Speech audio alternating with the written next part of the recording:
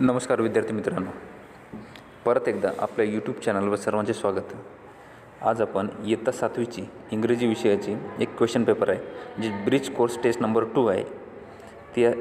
त्याबाबत आपण चर्चा करणार आहोत. बघा, यामध्ये पहिला प्रश्न आहे. Question 1, listen the passage carefully and write in your copy. Listen the passage carefully and write in your copy म्हणजेच आपल्याकडे एक पॅसेज असेल. बघा, या पॅसेजचं नावसुद्धा दिलं आहे, an invisible bench. An invisible bench हे इयत्ता 6वीमध्ये इंग्रजीच्या पुस्तकामध्ये तुम्हाला पाठ पाहायला मिळेल. हा वाचायचा आहे आणि तो वाचल्यानंतर त्यामध्ये किमान आपल्याला 3 ते 4 लाईन कॉपी करायचे आहे. ओके, या ठिकाणी जसं इन्स्ट्रक्शन दिलं आहे बघा. Teacher or facilitators should take any 3-4 lines from an invisible bench, lesson and dictate to the students. आणि आपल्याला ते कॉपी करायचं आहे. Listen the passage carefully and write in your own copy म्हणजे जवळपास शिक्षकाने सांगितलेल्या 3 ते 4 लाईन्स ते आपल्याला जशा तशा कॉपी करायच्या आहेत, म्हणजे ऐकून कॉपी करायचे आहेत. तर ॲक्च्युली ही जी ॲक्टिव्हिटी आहे ही आपल्याला रिॲलिटीमध्ये कंडक्ट करता येणार नाही, कारण की आपण सध्या वर्गामध्ये उपस्थित नाही आणि शिक्षकसुद्धा तुमच्यासमोर नाहीत. म्हणून आपण ही ॲक्टिव्हिटी कशी करायची, स्वतः ह्या लाईन्स पुस्तकातून पाहून लिहिल्या तरी चालेल. इयत्ता 6वीमध्ये हा एक पाठ आहे, ॲन इनविजिबल बेंच. ओके, म्हणजे पहिली ॲक्टिव्हिटी आपली कंप्लीट झाली असं आपण समजू, कारण की प्रत्यक्षपणे आपण कंडक्ट करू शकत नाही. विद्यालय जर सुरू असतील तर आपण करू शकतो. ज्या ठिकाणी विद्यालय सुरू झाले असतील त्या ठिकाणी ही ॲक्टिव्हिटी पूर्ण करता येईल, अन्यथा करता येणार नाही. तर क्वेश्चन नंबर 2 पहा. Use the given adjectives and describe the any tree from your surroundings.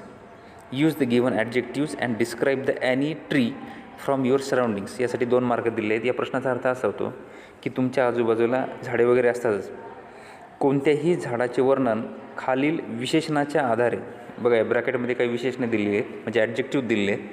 Tall, shiny, big, green आणि ब्युटिफुल, ओल्ड या विशेषणाचा उपयोग करून तुम्ही तुमच्या घराच्या आजूबाजूला असणारं जे एखादं झाड असेल त्याचं वर्णन करायचं आहे. ओके, आता एक्झाम्पल म्हणून मी तुम्हाला सांगतो. फॉर एक्झाम्पल, आपल्या आजूबाजूला समजा एखादं झाड असेल तर मग आपण काय म्हणू, the tree is tall, the tree is shiny. Okay, it looks very big, it is very green, it is very beautiful, it is very old. हे सिम्पल सेंटेन्स झाले. ओके, मग तुम्हाला स्टोरीसारखं पण याला करता येईल की हे झाड, या झाडाचं नाव हे आहे, ते झाड उंची आहे, ते झाड मोठं आहे, हे हिरवं आहे, सुंदर आहे, जुनं आहे. असे अनेक प्रकारचे विशेषणं लावून तुम्ही एखाद्या ट्रीविषयी माहिती सांगू शकता. या ठिकाणी ब्रॅकेटमध्ये एक एक्झाम्पल्स म्हणून तुम्हाला ॲडजेक्टिव्ह दिलेले आहेत, त्याच्या मदतीने तुम्हाला किमान 4-5 लाईन तयार करायचे आहेत. हे सगळेचे प्रश्न आहेत, हे आपल्याला फुलस्केप पेजवर लिहून आपापल्या विद्यालयामध्ये सबमिट करायचे आहेत, किंवा जशा सूचना आपल्याला दिल्या असतील त्यानुसार ही प्रश्नपत्रिका सोडून आपल्याला सबमिट करायची आहे. ओके, म्हणजे दुसरा प्रश्न कशासाठी, तुमच्या आजूबाजूला एखादं झाड असेल त्या झाडाचं वर्णन आपल्याला खालील ॲडजेक्टिव्हच्या सहाय्याने करायचं आहे. Okay, now there is a question number 3. Arrange the following words in alphabetical order.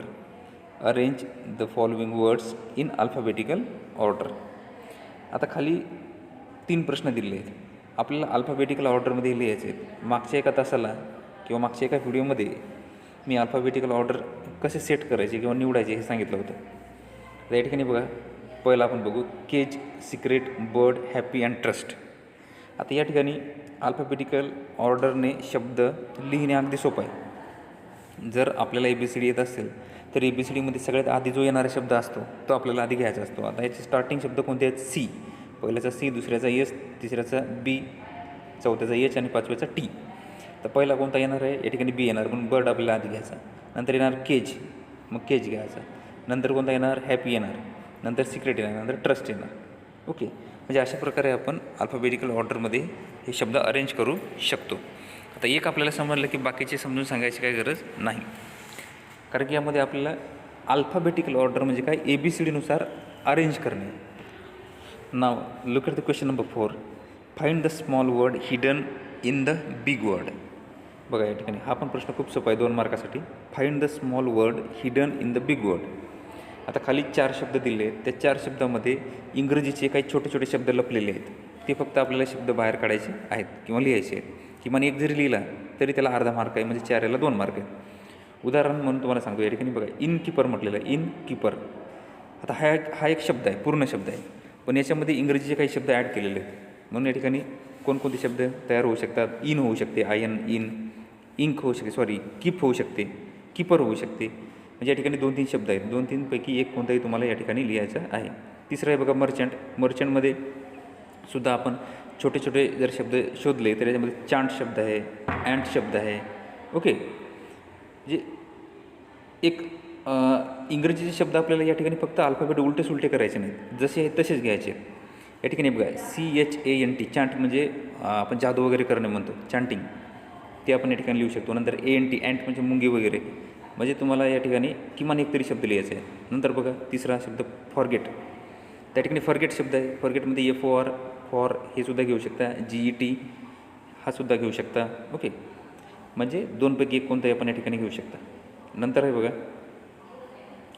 Forehead. Okay, forehead. आता याच्यामध्ये सुद्धा पहिला शब्द फॉर आहे, नंतर हेड शब्द आहे.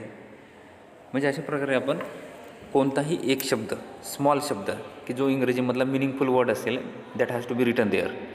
Okay, means this question was very simple. We will get 2 marks easily if you know the words. आता मी तुम्हाला समजून सांगितले असेल. Now look at the question number 5. Write experience of your online schooling during COVID-19 lockdown. And for this question we will be given 4 marks. Now try to understand the meaning of this question. This question tells us that we have to write the experience. म्हणजे आपल्याला अनुभव लिहायचा आहे. कशाचा? Your online schooling, म्हणजे आपण जे online शाळा सुरू आहेत सध्या, या बाबतीत COVID-19 किंवा लॉकडाऊन असल्यामुळे आपण ऑनलाईन शाळा सगळ्या आपल्या सुरू आहेत. तर त्याचा अनुभव किमान तुम्हाला 4 लाईन्समध्ये लिहायचा, तुम्हाला थोडक्यात लिहायचं आहे. या ठिकाणी असं दिलेलं नाही की किती मार्क्ससाठी लिहायचं, पण किमान 4-5 ओळी असणं गरजेचं आहे. 5 ओळी असतील किंवा जास्तीत जास्त तुम्हाला जेवढं पॉसिबल असेल तेवढ्या ओळी तुम्ही या ठिकाणी लिहू शकता. But the subject is that you have to note down or put your experience in the answer sheet and that experience will be about your online schooling during COVID-19 lockdown. Okay, याचा अर्थ तुम्हाला कळाला असेल. मग आता आपण या बाबतीत काय लिहू शकतो, म्हणजे जो 5वा प्रश्न आहे या बाबतीत आपण नेमकी कोणती माहिती सांगू शकतो? तर सांगू शकतो आपण की online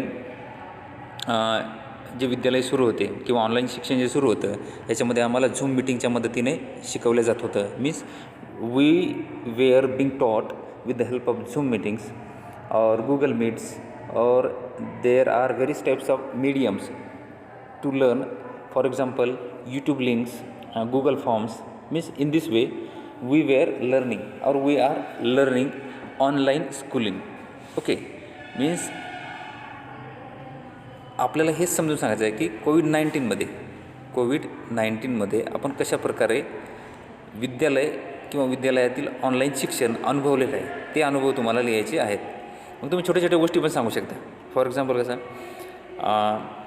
many times we use to get the problems of internet, therefore we were unable to join the meetings. छोट्या छोट्या गोष्टी, म्हणजे नेटवर्क प्रॉब्लेम होता म्हणून आम्ही मीटिंग कधीमधी जॉईन करू शकलो नाही, तासाला अटेंड होऊ शकलो नाही, अशा अनेक काही गोष्टी आहेत. ओके, ते या ठिकाणी तुम्ही लिहू शकता. म्हणजे 5वा प्रश्न अशा प्रकारे लिहिल्या जाऊ शकतो. 6वा प्रश्न बघा काय, join the words from group A and B to make idiomatic pairs and write down. See that there are 2 groups. या ठिकाणी ग्रुप A आणि ग्रुप B. या ठिकाणी थोडी बघा सेटिंग, ज्या पेजवरली सेटिंग आहे ती थोडी मला वाटते व्यवस्थित नाही. म्हणजे सरळ Aच्या खाली नावं दिसत नाहीत, Bच्या खाली नावं दिसत नाहीत. ओके, आपल्या या ठिकाणी काय करायचं आहे, फक्त इडिओमॅटिक पेअर्स म्हणजे आपण त्याला मनीच्या जोडी वगैरे म्हणतो किंवा त्याला वाक्प्रचार म्हणतो. असे आपल्याला Aमधून आणि Bमधून घेऊन जुळवायचे आहेत. तर बघा या 6व्या प्रश्नामध्ये आपल्याला इडिओमॅटिक पेअर्स हे जॉईन करायचे आहेत. उदाहरण त्या ठिकाणी बघा ग्रुप A आणि ग्रुप B असे 2 ग्रुप दिले आहेत. हे दोन्ही ग्रुपमध्ये वेगळे शब्द दिले आहेत. त्या शब्दाला आपल्याला जोडून एक फ्रेजेस किंवा इडिओमॅटिक पेअर्स तयार करायचे आहेत. फॉर एक्झाम्पल बघा या ठिकाणी जेवढे पॉसिबल होती, means as many as possible for us, we have to write down in your answer sheet idiomatic pairs. For example या ठिकाणी बघा या ठिकाणी ब्रेड बटर म्हणजे ब्रेड अँड बटर ही एक झाली इडिओमॅटिक पेअर. नंतर या ठिकाणी life and death. Okay. Trial and error, black and white, here and there. Means there are some of the idiomatic pairs that we have to put in your answer sheet, or we have to pick out all these pairs and write down in your answer sheet. तुमच्या answer शीटमध्ये हे उत्तर लिहायची आहेत. या ठिकाणी idiomatic pairs म्हणजे त्याला एक वेगळा अर्थ असतो. उदाहरणार्थ या ठिकाणी जर आपण ब्रेड आणि बटर, ब्रेड अँड बटर असं जर म्हटलं तर रोजच्या खाण्यासाठी जे लागणारी काही भाकरी वगैरे असते त्याला आपण ब्रेड अँड बटर म्हणतो. तर ॲक्च्युली याचा रिअलमध्ये अर्थ वेगळा आहे. ब्रेडचा अर्थ वेगळा असतो, बटरचा अर्थ वेगळा असतो. पण एकत्रित केलं की याची एक पेअर तयार होते किंवा फ्रेज तयार होते आणि त्या फ्रेजला अर्थ असतो वेगळाच. म्हणून या प्रश्नाचे उत्तर देत असताना मी जे तुम्हाला आता सांगितलं, उदाहरणार्थ bread and butter, here and there, life and death, trial and error, black and white, अशा प्रकारे हे उत्तर लिहायचे आहेत. जोड्या त्याच्या तयार करायचे आहेत. किमान आपल्याला 4 करायचे आहेत जेणेकरून आपल्याला 2 मार्क मिळतील. Okay. Now look at the 7th question. Make the correct plural form of given words. दिलेल्या शब्दाचं आपल्याला काय करायचं आहे, अनेक वचन करायचं आहे. या ठिकाणी पहिला शब्द आहे बघा दिलेला बेबी. बेबीचं अनेक वचन काय होणार, बेबीज. नंतर या ठिकाणी फिश शब्द दिला आहे, फिशेस. स्टोरीचा स्टोरीज, बसचा buses. Okay. Means in this way we can make the plural form of the given words. दिलेल्या शब्दाचं आपण अनेक वचन करू शकतो. सोपं आहे ते. थोडा हा प्रश्न फक्त थोडा अवघड होता, म्हणजे क्वेश्चन नंबर 6, की ज्यामध्ये आपल्याला इडिओमॅटिक पेअर्स म्हणजे काय हे माहीत नव्हतं आणि म्हणजे आतापर्यंत कदाचित आपल्याला तुम्हाला माहीत नसेल, त्यामुळे मी समजून सांगण्याचा प्रयत्न केला. इडिओमॅटिक पेअर्स म्हणजे एका प्रकारची फ्रेजेस असते, वाक्प्रचार असतो आणि त्याचा अर्थ वेगळा असतो. ठीक आहे.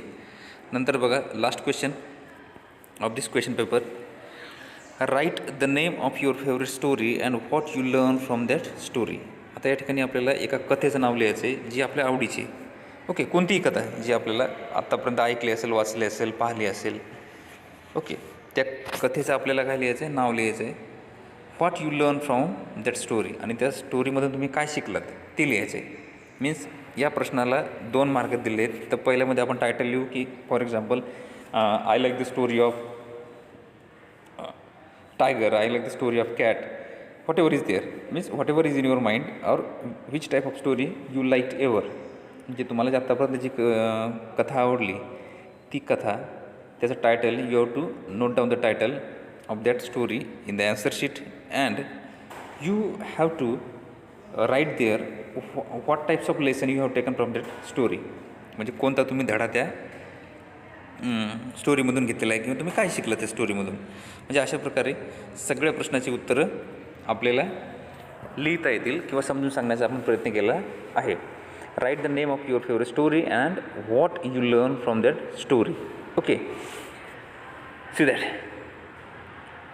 Means in this way we have gone through this question paper and all the questions have been discussed here thoroughly. I hope that you might have understood everything. Even then, if you have any type of problem concerning with this question paper, you can put your comments in the comment box. I will try to reply your comments. Okay, till then, have a nice day. Take care. Thanks for watching.